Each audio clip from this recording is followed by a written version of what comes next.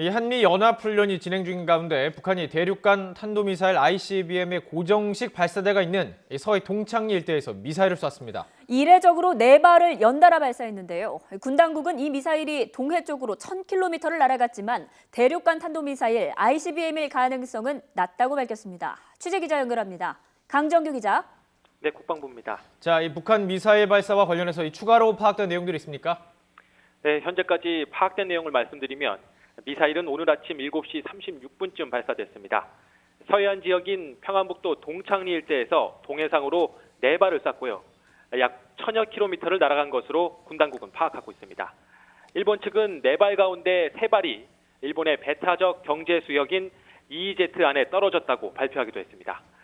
미사일의 최대 고도는 260여 킬로미터로 최대 사거리의 4분의 1 정도였기 때문에 정상 발사로 봐야 할 것 같습니다.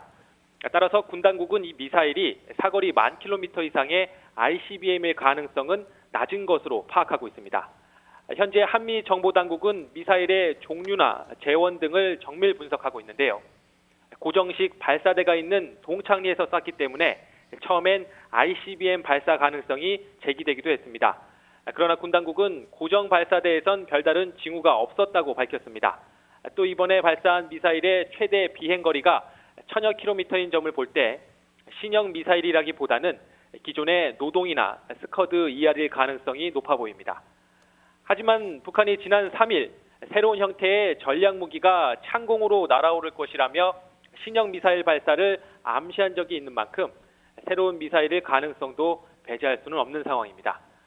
이와 함께 지난 1일부터 시작된 한미연합 독수리 훈련에 대한 반발 성격으로도 풀이되는데요. 북한은 한미연합훈련이 시작되던 날부터 초강경 대응을 하겠다고 엄포를 놓으며 도발 명분을 쌓아왔습니다. 북한은 지난해 한미연합훈련 기간에도 신형 방사포로 추정되는 단거리 발사체 12기와 노동미사일 2기, 무수단 3기 등을 발사한 적이 있습니다. 우리 군은 북한의 도발 동향을 예의주시하면서 만반의 대비태세를 유지하고 있다고 밝혔습니다.